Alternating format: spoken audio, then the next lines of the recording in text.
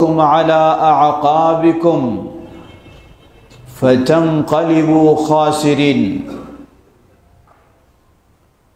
وقال نبينا محمد صلى الله عليه وسلم من تشبه بقوم فهو منهم رواه أصحاب السنن الحمد لله সমবেত মুসল্লিবৃন্দ, আবারও প্রশংসা জ্ঞাপন করছি সেই আল্লাহ সুবহানাহু ওয়া তাআলার, যিনি আমাদেরকে তার দ্বীনের পথে কবুল করেছেন, তার দ্বীনের পথে চলা সহজ করে দিয়েছেন। সেই আল্লাহ সুবহানাহু ওয়া তাআলার প্রশংসা জ্ঞাপনার্থে বলি আলহামদুলিল্লাহ। অতঃপর অসংখ্য সালাত ও সালাম পেশ করছি প্রিয় রাসূল মুহাম্মদ সাল্লাল্লাহু আলাইহি ওয়াসাল্লাম, তার আসহাবে কেরাম, আহলে বাইত, শেষ দিবস পর্যন্ত তার প্রতিটি একনিষ্ঠ অনুসারীদের উপর। সমবেত মুসল্লিবৃন্দ, মনে হচ্ছে মাত্র কয়েকদিন আগেই শুরু হলো 2024 সাল। খুব দ্রুত যেন হারিয়ে ফেললাম আমাদের জীবন থেকে একটি বছর। 2024 সাল এর শেষ মাথায় পৌঁছে গেছি। কয়েকদিনের মাঝে 2024 সাল শেষ করে আবার নতুন বছরে আমরা পদার্পণ করব ইনশাআল্লাহ। একটু ভেবে কি দেখেছি কিভাবে আমি একটি বছর অতিবাহিত করলাম? আল্লাহর কত আদেশ এবং নিষেধ ছিল, আমি কতগুলি বাস্তবায়ন করেছি, কতগুলি করিনি। এজন্য আমার কি হওয়া উচিত তা না ভেবে অপেক্ষা করছি অমুসলিমদের কালচারের আলোকে কবে 31st নাইট আসবে, কবে রাত 12টা অতিক্রম করে 12টা 1 মিনিট আসবে, কবে নববর্ষের সূর্যকে স্বাগতম জানাবো। লা হাওলা ওয়ালা কুওয়াতা ইল্লা বিল্লাহ। একজন মুসলিম সে নিজে আত্মমর্যাদা বোধ করবে, নিজে সম্মান অনুভব করবে যে আমি মুসলিম, ইসলাম পরিপূর্ণ জীবন ব্যবস্থা, ইসলামী কালচার, ইসলামী সংস্কৃতি আমার জন্য যথেষ্ট। আমি অমুসলিমের কালচারের কাছে কখনো যেতে পারি না। অমুসলিমের ঈদ কখনো আমি উদযাপন করতে পারি না। অমুসলিমের ঈদ এর শুভেচ্ছা কখনো আমি বিনিময় করতে পারি না। আনাস রাদিয়াল্লাহু তাআলা আনহু বলেন, নবী সাল্লাল্লাহু আলাইহি ওয়াসাল্লাম যখন মদিনায় গেলেন, মদিনার মুসলিমদেরকে দেখলেন তারা একটি দিনে বিশেষ আনন্দ উল্লাস উদযাপন করছে। নবী সাল্লাল্লাহু আলাইহি ওয়াসাল্লাম জিজ্ঞাসা করলেন, মা হাযাল ইয়াউম, কিসের দিবস এটা, কেন তোমরা এই দিন আনন্দ উল্লাস করছো? তারা বললেন, কুন্না নালআবু ফীহি ফিল জাহিলিয়া, আমরা যখন ইসলামে আসিনি, জাহিলি যুগে ছিলাম, এই দিনটি আমাদের কাছে আনন্দ উৎসবের দিন ছিল।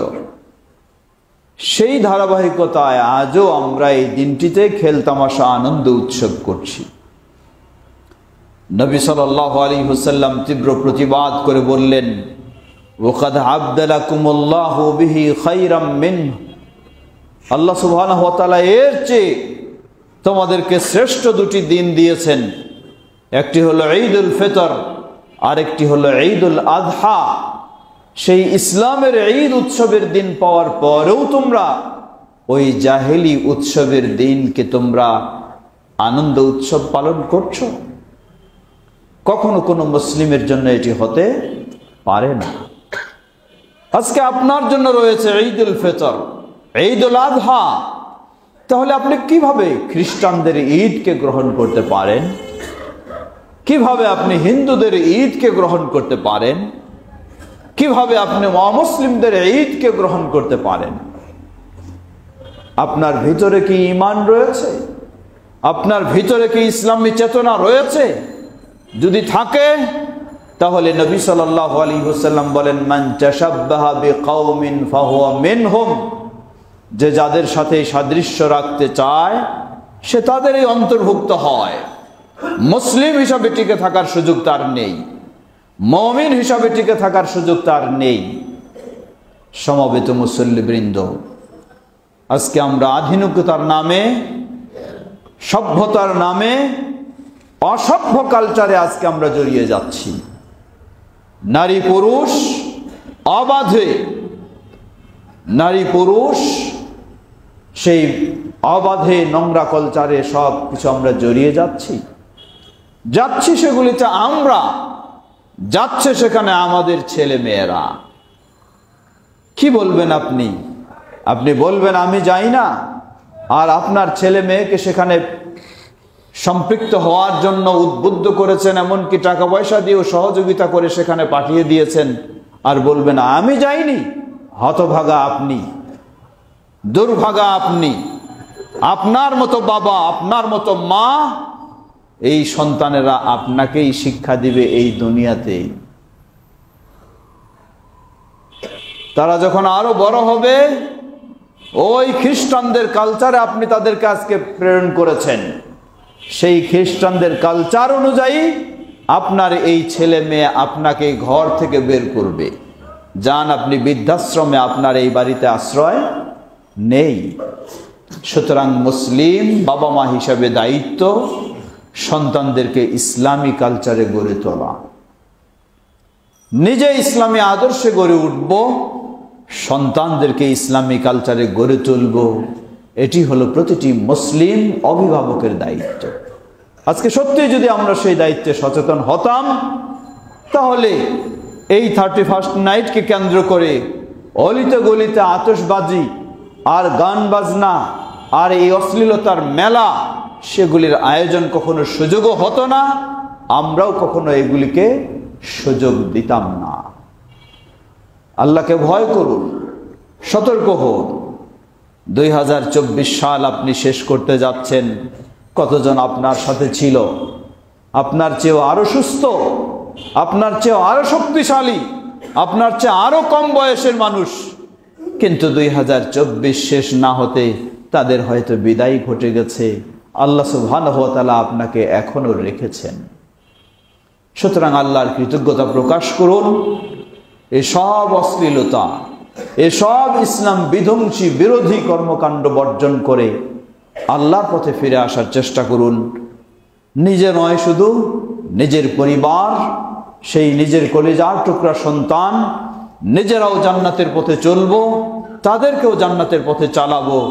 নিজেরাও জাহান্নাম থেকে বেঁচে থাকবো, তাদেরকেও জাহান্নাম থেকে বিরত রাখবো। আল্লাহ আমাদের সকলকে সে তৌফিক দান করুন। আলহামদুলিল্লাহ, আলহামদুলিল্লাহ রাব্বিল আলামিন, ওয়াসসালাতু ওয়াসসালামু আলা আবদিল্লাহি ওয়া রাসূলিহি নবিয়িনা মুহাম্মদ ওয়া আলা আলিহি ওয়া সাহবিহি আজমাইন, আম্মা বা'দ। সমবেত মুসল্লিবৃন্দ, 24 সাল অতিবাহিত করছেন, 25 সালকে আপনি বরণ করছেন, ইংরেজি নববর্ষ উদযাপন করছেন। আপনি কি একটু ভেবে দেখেছেন আল্লাহ সুবহানাহু ওয়া তাআলা আপনাকে 24 সাল বেঁচে থাকার সুযোগ করে দিয়েছিলেন? কতটুকু আপনি আল্লাহর আনুগত্যে অতিবাহিত করেছেন? যদি না করতে পারেন তাহলে আল্লাহর কাছে কতটুকু আপনি অনুতপ্ত হয়েছেন? আল্লাহ রাসূল সাল্লাল্লাহু আলাইহি ওয়াসাল্লাম বলেন, খায়রুন নাসি মান তালা উমরুহু ওয়া হাসুনা আমালুহু। ভালো মানুষ ওই মানুষটা যে দীর্ঘদিন আয়ু পেয়েছে আর তার সব কাজগুলিও ভালো, তার মাঝে নেই দুর্নীতি, নেই প্রতারণা, নেই ধোঁকাবাজি, নেই কারো প্রতি অন্যায় জুলুম, নেই মিথ্যার আশ্রয়, নেই সুদ ঘুষের কারবার, নেই অশ্লীলতা বেহায়াপনা, নেই বেনামাজি, নেই মিথ্যা, নেই কোনো খারাপ কাজ। আল্লাহ রাসূল সাল্লাল্লাহু আলাইহি সাল্লাম বললেন, ওই মানুষটাই হলো ভালো। আপনি কি সেই ভালো হওয়ার প্রতিযোগিতা করেছেন? আপনার উচিত সেই ভালো হওয়ার প্রতিযোগিতা করা। আল্লাহ আমাদের সকলকে সে তৌফিক দান করুন। রাসূলুল্লাহ সাল্লাল্লাহু আলাইহি ওয়াসাল্লাম বললেন, ওয়া শাররুন নাস মান তালা উমরুহু ওয়া সাআ আমালুহু। খারাপ মানুষ হলো ওই মানুষটা বছরের পর বছর যে আয়ু পাচ্ছে, কিন্তু তার কাজগুলি ভালো নয়, কাজগুলি খারাপ। নেই তার সালাত বেনামাজির মতো চলছে, নেই তার মাঝে পর্দা বেপর্দার মতো চলছে, নেই তার মাঝে হালাল হারামের পার্থক্য, হারামের মধ্যে হাবুডুবু খাচ্ছে, নেই তার মাঝে সততা মিথ্যার আশ্রয় নিচ্ছে, নেই তার মাঝে আল্লাহর ভয়, দুনিয়ার পিছনে শুধু ছুটছে। আল্লাহ রাসূল সাল্লাল্লাহু আলাইহি ওয়াসাল্লাম বললেন, ওই মানুষটাই হলো খারাপ। হতে পারে তিনি তার প্রভাব দেখাচ্ছেন অনেক, তার ক্ষমতা দেখাচ্ছেন অনেক, কিন্তু আসলেই সে কখনো ভালো মানুষ নয়। এই মানুষটা তার চোখের সামনে হয়তো আপনি তার কিছু খারাপ বলতে পারছেন না, কিন্তু তার আড়ালে ঠিকই আপনি খারাপ বলেন। তার বিদায় নিলে আরো আপনি তাকে ছিছি করেন যে এই লোকটা কতই না জঘন্য খারাপ কাজ করে চলেছে। আল্লাহকে ভয় করুন, খারাপ মানুষ হওয়া থেকে বিরত থাকার চেষ্টা করুন। আল্লাহ আমাদের সকলকে সে থেকে হেফাজত করুন। সমবেত মুসল্লিবৃন্দ, সুতরাং ওমর ইবনুল খাত্তাব রাদিয়াল্লাহু আনহু বলেন, হাসিবু আনফুসাকুম ক্বাবলা আন তুহাসাবু। আপনাকে অবশ্যই আল্লাহর কাছে হিসাবের সম্মুখীন হতে হবে। আল্লাহ আপনাকে অগণিত অসংখ্য নিয়ামত দিয়েছেন। সুম্মা লাতুসআলুন্না ইয়াওমাইযিন আনিন নাঈম।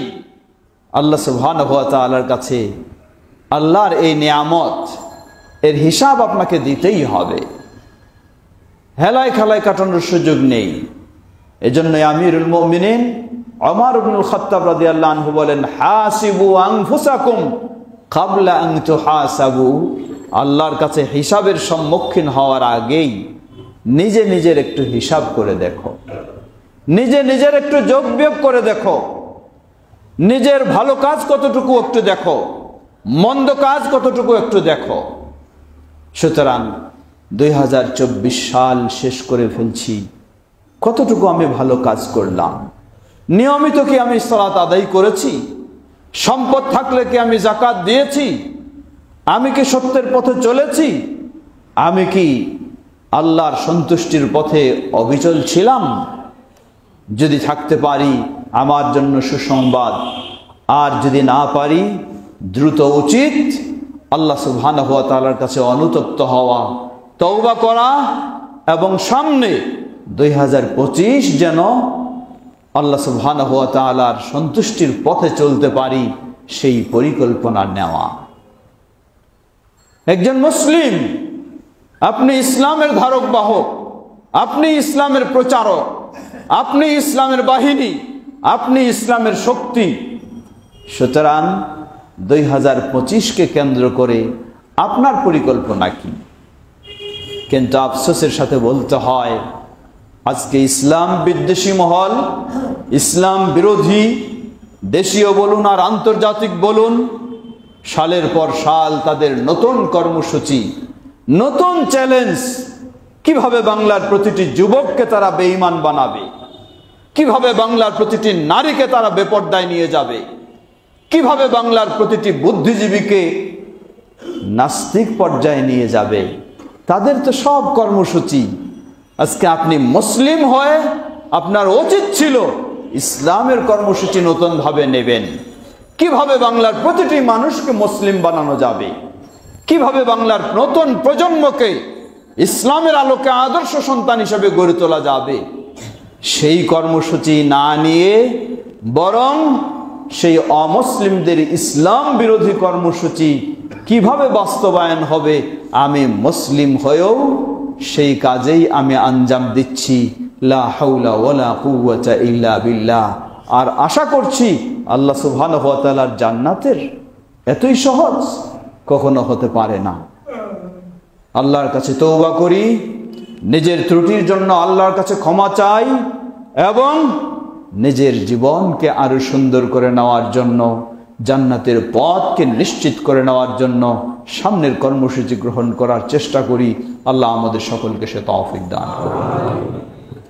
2024 সালে আপনার কলিজার টুকরা শিশু সন্তানকে আদর্শ শিক্ষিত করে গড়ে তোলার দায়িত্ব ছিল আপনার।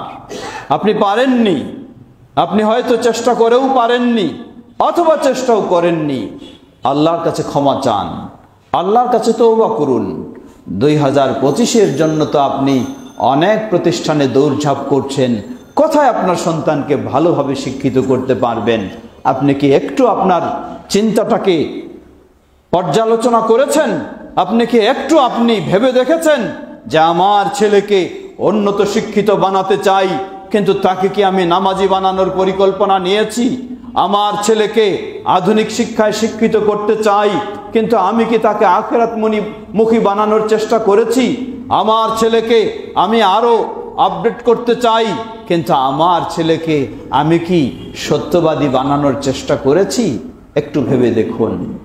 যদি না পারি তাহলে অবশ্যই আপনার জন্য ফরজ 2025 সালের কর্মসূচিতে আপনার সন্তানকে যেন সেভাবে গড়ে তুলতে পারেন। অনেক ক্ষেত্রে আমি স্মরণ করে দিয়ে থাকি, আজও স্মরণ করে দিচ্ছি, আপনার সন্তান তাকে আধুনিক উন্নত শিক্ষায় শিক্ষিত করতে চাচ্ছেন, হয়তোবা ভালো প্রতিষ্ঠান পাননি অথবা ভালো প্রতিষ্ঠান পেয়েছেন, কিন্তু সেই প্রতিষ্ঠানে সে হয়তো বাংলা ভাষা ভালো শিখেছে কিন্তু ইংরেজি ভালো শিখে নাই, অথবা ইংরেজি ভালো শিখেছে কিন্তু গণিত ভালো শিখে নাই, অথবা গণিত ভালো শিখেছে কিন্তু সায়েন্স ভালো শিখে নাই। আপনি তো কোনোদিন মনে করেন না স্কুলে যেহেতু ভালো সায়েন্স শেখায় না, ভালো শিক্ষক নাই, তাই আমার ছেলে বা মেয়ে সারা জীবনটাই সে দুর্বল হয়ে থাকুক সায়েন্সে। এটি তো কখনো বাবা হিসাবে চান না, এটি কখনো মা হিসাবে চান না। কিন্তু আপনি ইসলামের ক্ষেত্রে এত দুর্বল কেন? ইসলামের ক্ষেত্রে এত চিন্তা আপনার নিম্ন কেন? যখন আপনাকে বলা হয় আপনার সন্তানকে কমপক্ষে ইসলামের মৌলিক শিক্ষা আপনি অবশ্যই দেবেন, আপনি আপত্তি পেশ করেন, ওজর পেশ করেন, বলবেন যে কি ভাই চেষ্টা তো করছি কিন্তু পারছি না। কেন পারছেন না? বলছেন যে ভালো তো প্রতিষ্ঠান নাই, স্কুলে তো ইসলামী শিক্ষার কোনো ব্যবস্থা নাই, তাই আমি আমার ছেলে মেয়েকে কিছুই শিখাতে পারলাম না। আপনি কি একটু নিজের অবস্থাটা চিন্তা করেছেন? স্কুলে ইংরেজির ভালো শিক্ষক না থাকলে ব্যক্তিগত ভালো ইংরেজির শিক্ষক দিয়ে আপনি ইংরেজিতে সবল করার চেষ্টা করেন। স্কুলে সায়েন্সের ভালো টিচার না থাকলে ব্যক্তিগত টিচার দিয়ে সায়েন্সে সবল করার চেষ্টা করেন। স্কুলে গণিতের টিচার ভালো না থাকলে ব্যক্তিগত প্রাইভেট গণিতের টিচার দিয়ে তাকে সবল করার চেষ্টা করেন। তাহলে আপনি মুসলিম বাবা হিসাবে কেন আপনি করবেন না? স্কুলে তার ইসলামের শিক্ষার টিচার না থাকলে ব্যক্তিগত টিচার দিয়ে তাকে আপনি ইসলামের শিক্ষা দিবেন না কেন? নিশ্চয়ই আপনি আপনার সন্তানের প্রতি অবিচার করেছেন, আপনার সন্তানের প্রতি বেইনসাফ করেছেন। মুসলিম বাবা হিসাবে মুসলিম সন্তানকে ইংরেজি ঠিকই শিখালেন, গণিত ঠিকই শিখালেন, সায়েন্স ঠিকই শিখালেন, কিন্তু মুসলিম বাবা হিসাবে মুসলিম সন্তানকে ইসলাম শিখালেন না। বাবা হিসাবে আপনি আপনার সন্তানের প্রতি প্রতারণা করলেন, বাবা হিসাবে আপনি আপনার সন্তানের প্রতি খেয়ানত করলেন, বেইনসাফি করলেন। মুসলিম বাবা হিসাবে উচিত ছিল ইহুদি বাবা যেমন ইহুদি সন্তানকে কিভাবে সে ইহুদি হবে সেটি সর্বোচ্চ চেষ্টা করে থাকে, হিন্দু বাবা তার সন্তান কিভাবে হিন্দু হবে সেটি সর্বাত্মক চেষ্টা করে যাচ্ছে। কিন্তু আপনি মুসলিম বাবা মা হিসাবে কতটুকু আপনি চেষ্টা করলেন আপনার সন্তান যেন মুসলিম সন্তান হয়? নিশ্চয়ই আমরা দুর্বল, নিশ্চয়ই আমরা আমাদের দায়িত্ব পালন করছি না। মনে রাখবেন, আপনি যেই সন্তানকে গড়ে তুলেছেন ওই সন্তানকে যদি সৎ সন্তান হিসেবে রেখে যান, আর সেই সন্তান যদি আপনার জন্য সবসময় আল্লাহর কাছে কল্যাণ কামনা করে, রাসূলুল্লাহ সাল্লাল্লাহু আলাইহি ওয়াসাল্লাম বলেন, আপনি পৃথিবী থেকে বিদায় নিয়ে চলে যাবেন, কিন্তু আপনার সন্তান ভালো হওয়ার কারণে, আপনার সন্তান নামাজি হওয়ার কারণে, আপনার সন্তান আল্লাহর কাছে সব সময় রব্বির হামহুমা কামা রব্বায়ানি সগীরা এই দোয়ার কারণে আপনি কবরে বসে এর সব সবগুলি পেতেই থাকবেন ইনশাআল্লাহ। একইভাবে যদি আপনি কোনো চেষ্টা না করেন, আপনার সন্তানকে অনেক কিছু শিখাতে চেষ্টা করেছেন, কিন্তু রব্বির হামহুমা কামা রব্বায়ানি সগীরা শিখানোর চেষ্টা করেননি, অনেক কালচার শিখালেন কিন্তু সালাত শিখালেন না, অনেক কিছু শিখালেন ইসলামী আদর্শ শিখালেন না, তাহলে ওই সন্তান যতই অন্যায় অপকর্ম করবে, আপনি বাবা মা হিসাবে কবরে তাদের অন্যায় অপকর্মের গুনাহ এবং শাস্তি আপনি সেখানে ভোগ করতে থাকবেন। দুনিয়াতেও আপনার শান্তি নেই, আখিরাতেও আপনার শান্তি নেই। কিন্তু সন্তানকে নিয়ে যদি আল্লাহকে ভয় করে ভালো পরিকল্পনা নেন, ডাক্তার বানাবেন অসুবিধা নেই, ইঞ্জিনিয়ার বানাবেন অসুবিধা নেই, কিন্তু বানাতে হবে তাকে নামাজি ডাক্তার, বানাতে হবে তাকে মুসলিম ইঞ্জিনিয়ার, তাহলে ইনশাআল্লাহ আপনি জীবদ্দশায় উপকৃত হবেন, মৃত্যুর পরে উপকৃত হবেন। আপনার ওই সন্তান দিয়ে সন্তান নিজেও উপকৃত হবে, পরিবার উপকৃত হবে, সমাজ উপকৃত হবে, দেশ উপকৃত হবে। 2025 সাল আপনার সামনে, অনেক পরিকল্পনা নিতে চেষ্টা করছেন, আপনি কি সন্তানকে সেভাবে গড়ে তোলার পরিকল্পনা নিয়েছেন কিনা একটু ভেবে দেখুন, একটু বিষয়টিকে চিন্তা করুন। আল্লাহ আমাদের সকলকে সে তৌফিক দান করুন, আমাদের সন্তানদেরকে যেন আমরা মুসলিম সন্তান হিসেবে গড়ে তুলতে পারি। আল্লাহ আমাদের সকলকে সে তৌফিক দান করুন। সমবেত মুসলিম, নববর্ষ হিসাবে বহু অপকর্মে আমরা জড়িয়ে যাই। আজকে বর্তমান উন্নত প্রযুক্তির যুগ, ডিজিটাল যুগ, অনলাইনের যুগ, মিডিয়ার যুগ, ইন্টারনেটের যুগ। খারাপ কাজে জড়িত হওয়ার জন্য শুধু খারাপ জায়গায় যেতে হয় এমনটা নয়, আপনার জায়গা থেকেও আপনি এখন উন্নত প্রযুক্তির মাধ্যমে সহযোগিতায় আপনার জায়গায় বসে থেকেও আপনি খারাপ কাজে জড়িত হন। কেমনে? রাসূলুল্লাহ সাল্লাল্লাহু আলাইহি ওয়াসাল্লাম বলেন, মান আতা আররাফান লাম তুকবাল সালাতুহু 40 লাইলা। যে ব্যক্তি কোনো জ্যোতিষীর কাছে যাবে, কোনো গণকের কাছে যাবে, কোনো পঞ্জিয়ারের কাছে যাবে, ভবিষ্যৎবাণী করে, অদৃশ্যের খবর দেয়, এমন ব্যক্তির কাছে যাবে, শুধু লাম তুকবাল সালাতুহু 40 লাইলা, 40 রাত পর্যন্ত তার সালাত আল্লাহ কবুল করবেন না। নববর্ষ উপলক্ষে আপনার সামনে অনেক অফার, আপনার সামনে অনেক আয়োজন। আপনার আগামী বছরটা কেমন চলবে এই ভবিষ্যৎবাণী জানানোর জন্য, আপনার আগামী বছরটা যেন ভালো চলে এই তথ্য দেওয়ার জন্য জ্যোতিষীরা তাদের অফিস আদালতকে সাজাচ্ছে, গণকেরা তাদের ঘরবাড়িকে সাজাচ্ছে। আপনি হয়তো বলবেন যে আমি তো সেখানে যেতে পারি না, আপনি যান নাই, কিন্তু আপনি আপনার ঘরেই বসে আছেন, টেলিভিশনের সুইচ অন করলেন, টেলিভিশনের পর্দায় চলে আসলেন অমুক জ্যোতিষী, তার বয়ান দিতেছে, আর আপনি মনোযোগ সহকারে জ্যোতিষীর বয়ান উপভোগ করছেন। নবী সাল্লাল্লাহু আলাইহি সাল্লাম বলেন, মান আতা আররাফান, যে এই জ্যোতিষীর কাছে যাবে, এই রাশিবিদের কাছে যাবে, এই গণকের কাছে যাবে, আপনি যেন আপনার ঘরে বসেই অটোমেটিক সেই জ্যোতিষী রাশিবিদের কাছে পৌঁছে গেছেন, তার কথাগুলি আপনি শুনতেছেন, তার তথ্যগুলি আপনি উপভোগ করছেন। আল্লাহ রাসূল সাল্লাল্লাহু আলাইহি সাল্লাম বললেন, লাম তুকবাল সালাতুহু 40 লাইলা, এই অপরাধের কারণে, একবারের কারণে আপনার 40 রাতের সালাত আল্লাহ কবুল করবেন না। সুতরাং সতর্ক হন। হয়তো বলবেন আমার ঘরে টেলিভিশন রাখিনি, অসুবিধা নেই, আপনার হাতেও টেলিভিশনের চেয়ে আরো বড় কিছু রয়েছে, ফেসবুক, অনলাইনে আপনি এখানেও জ্যোতিষীর তথ্যগুলি উপভোগ করছেন বা এই সব বিষয়গুলি দেখছেন, একই হুকুম।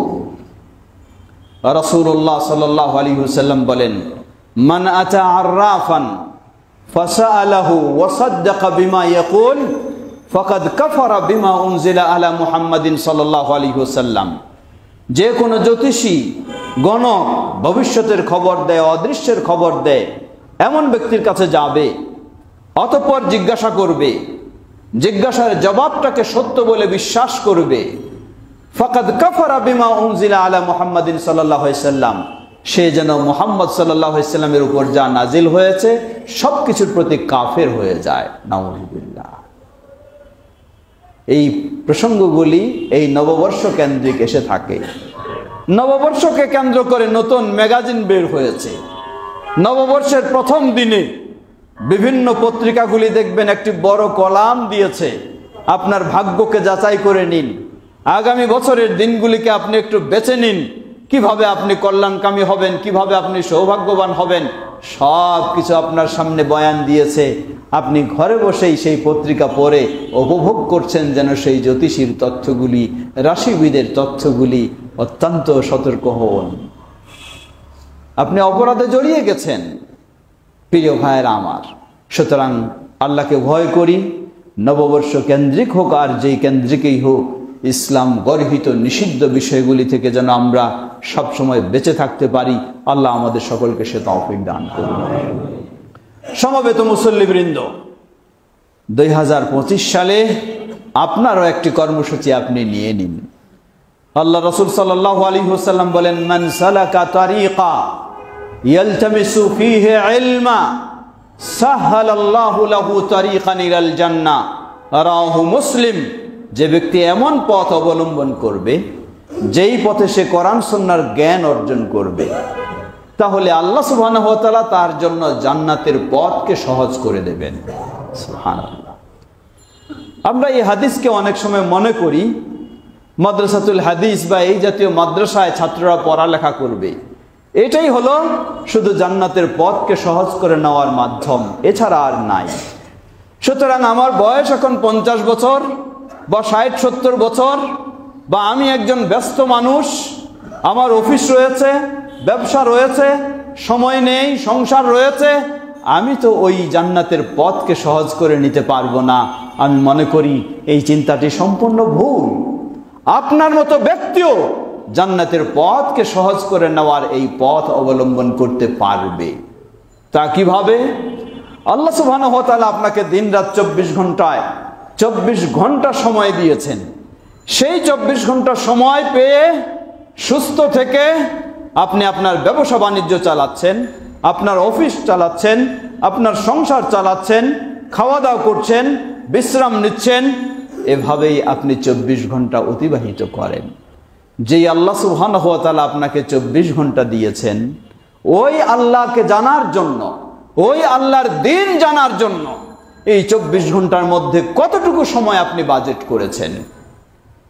আপনার পক্ষে কি অসম্ভব 24 ঘন্টার মধ্যে 1 ঘন্টা হলেও আপনি আল্লাহর জন্য বাজেট করবেন? কখনোই অসম্ভব নয়। আল্লাহ সুবহানাহু ওয়া তাআলা সুস্থ রেখেছেন, তাই আপনি দুনিয়ায় চলে বেড়াচ্ছেন। আপনার দোকানে যান, আপনার ব্যবসায়ে যান, আল্লাহ রাব্বুল আলামিন আপনার মতো কত সম্পদশালী, কত কম বয়সী সুস্থ মানুষকেও তো বিছানায় ফেলে রেখেছেন। 24টা ঘন্টায় তার বিছানায় কেটে যায়, 1টা ঘন্টাও তার দোকানে দেওয়ার মতো সুযোগ নেই, 1টা ঘন্টাও তার অফিসে দেওয়ার মতো সুযোগ নেই, 1টা ঘন্টাও তার বাইরে ঘোরার মতো সুযোগ নেই। আল্লাহ রাব্বুল আলামিন তো আপনাকে আমাকেও সেরকম করে দিতে পারেন। সুতরাং আল্লাহকে ভয় করুন, আল্লাহর জন্য কিছু সময় বের করার চেষ্টা করুন। দ্বিতীয় প্রশ্ন আপনি করবেন, আমি তো ব্যস্ত মানুষ, আমার পক্ষে তো মাদ্রাসায় গিয়ে অথবা আলেম ওলামাদের ক্লাসে গিয়ে সেই দিন শিখার মতো সুযোগ নেই। জবাব, উন্নত প্রযুক্তির যুগে যেমন খারাপটারও সহজ তেমন ভালোটারও সহজ হয়েছে। আপনাকে দূরে যেতে হবে না, আপনি আপনার দোকানে বসে আছেন, দোকানে বেচা বিক্রি নেই, কাস্টমার নেই, আপনি নিশ্চয়ই খেয়াল করুন আপনার দোকানে হয় টেলিভিশনের একটা স্ক্রিন লাগিয়ে রেখেছেন, ওই বিশ্বকাপ হচ্ছে, ক্রিকেট হচ্ছে, ঘন্টার পর ঘন্টা ওই দোকানে বসে আপনি ওই খেলা দেখতেছেন। যদি টেলিভিশনের স্ক্রিন নাও থাকে, আপনার মোবাইলটাও সেখানে সামনে দিয়ে ঘন্টার পর ঘন্টা আপনি খেলা দেখার পিছনে সময় দিতে পারেন। আর আপনাকে যদি বলা হয় আল্লাহর দিন শিখুন, আপনি 1 ঘন্টা সময় দিন, তখন আপনি বলবেন আপনার সময় নাই। আল্লাহকে ভয় করুন। আপনার দোকানে হতে পারে, আপনার অফিসে হতে পারে, আপনার বাসায় হতে পারে। প্রতিদিনের জন্য, বেশি নয়, মাত্র 1টি ঘন্টা আপনি বাজেট করুন। এই ঘন্টা আমি কারো কাছে যাওয়ার আমার সুযোগ নেই, কিন্তু ঘরে বসেই নির্ভরযোগ্য যারা কোরআন সুন্নাহর আলোকে বক্তব্য দিয়ে থাকেন, ইসলামী বিষয়গুলি বর্ণনা করে থাকেন, সেই নির্ভরযোগ্য শর্ত হলো যারে তারে শুনবেন না। অবশ্যই নির্ভরযোগ্য ব্যক্তির আপনি প্রতিদিন 1টি ঘন্টা করে শোনার চেষ্টা করুন। দেখবেন আপনি 30 দিন পর নিজেই একটু পর্যালোচনা করবেন যে আলহামদুলিল্লাহ ইসলাম সম্পর্কে আপনার অনেক জানার সুযোগ হয়েছে। এভাবে যদি মাসের পর মাস চলতে থাকে, 25 সালকে এভাবে আপনি টার্গেট করুন। সামনে আমাকে আসে আপনি জানাবেন যে আলহামদুলিল্লাহ আপনি ইসলামের মৌলিক বিষয়গুলি নিখুঁতভাবে অনেকটা জানার সুযোগ পেয়েছেন ইনশাআল্লাহ। শুধু এটুকুই নয়, প্রতিদিন যখন আপনি 1 ঘন্টা নির্বাচন করে নিলেন, 1 ঘন্টা কর্মসূচি নিলেন যে ওই 1 ঘন্টায় আপনি দিন শিখবেন, আল্লাহ রাসূল সাল্লাল্লাহু আলাইহি সাল্লামের ওই হাদিসের মর্যাদাও আপনি পেতে পারেন। যে ব্যক্তি, আল্লাহ রাসূল সাল্লাম বললেন যে এমন পথ অবলম্বন করলো যেখানে দিন শিখবে, আল্লাহ তার জন্য জান্নাতের পথকে সহজ করে দেন। আপনি প্রতিদিন 1 ঘন্টা করে বেছে নিয়েছেন আল্লাহর দিন শেখার জন্য। এই পথ অবলম্বনের কারণে আল্লাহ আপনার জন্য জান্নাতের পথকেও সহজ করে দেবেন ইনশাআল্লাহ। আল্লাহ আমাদের সকলকে সেই পথেই চলার তৌফিক দান করুন। আল্লাহ আমাদের জন্য বিষয়গুলিকে সহজ করে দিন। প্রিয় ভাইয়েরা আমার, খুতবার সময় শেষের দিকে স্মরণ করে দিতে চাই, এই বিষয়গুলি অবশ্যই মনে রাখবো, যারে তারে বক্তব্য শুনে আবার বিভ্রান্তিতে যাব না। যেমন ঘরে বসে আপনি ভালো বক্তব্যও পান, তেমন ঘরে বসেও ওই মাজারের কাহিনী শোনা, সেই মাজারে আপনি কোনোদিন যাবেন না, কিন্তু আপনার ঘরে বসেও ওই কাহিনী আবার শুনতে পারেন। সেগুলি থেকে অবশ্যই আপনি সচেতন সতর্ক থাকবেন। মজা লাগলেও শোনা যাবে না, শুনতে ভালো লাগলেও শোনা যাবে না, সেটিকে অবশ্যই বর্জন করতে হবে। শুনবেন আপনি শুধু যাকে নির্ভরযোগ্য হিসাবে কোরআন সুন্নাহর স্পষ্ট দলিলের আলোকে যার কথাগুলি জানেন বলে আপনি সেই ব্যক্তিদেরই শুধু কথা শুনে দিন শেখার চেষ্টা করবেন। আল্লাহ আমাদের সকলকে দিন শেখার এবং দিন শেখার মাধ্যমে দিনের উপরে প্রতিষ্ঠিত থাকার নিজে ও পরিবারের সকলকে সেভাবে গড়ে তোলার আল্লাহ তৌফিক দান করুন। স্মরণ করে দিতে চাই, নতুন শিক্ষাবর্ষ আসতে যাচ্ছে। আমাদের প্রিয় মাদ্রাসা মাদ্রাসাতুল হাদিস একদিকে যেমন আমাদের সন্তানদেরকে সেখানে শিক্ষিত করার জন্য ভর্তি করাবো, অপরদিকে নতুন শিক্ষাবর্ষে নতুন ব্যয়, নতুন অনেক কিছু প্রয়োজন হয়। তাই সার্বিক সহযোগিতায় আমরা আরো এগিয়ে আসব। আল্লাহ আমাদের সকলকে আমাদের প্রিয় প্রতিষ্ঠানের সার্বিক সহযোগিতায় এগিয়ে আসার তৌফিক দান করুন। ইবাদাল্লাহ রাহিমাকুমুল্লাহ, আল্লাহুম্মা সাল্লি আলা মুহাম্মদ ওয়া আলা আলি মুহাম্মদ কামা সাল্লাইতা আলা ইব্রাহিম ওয়া আলা আলি ইব্রাহিম ইন্নাকা হামিদুম মাজিদ। আল্লাহুম্মা বারিক আলা মুহাম্মদ ওয়া আলা আলি মুহাম্মদ কামা বারাকতা আলা ইব্রাহিম ওয়া আলা আলি ইব্রাহিম ইন্নাকা হামিদুম মাজিদ।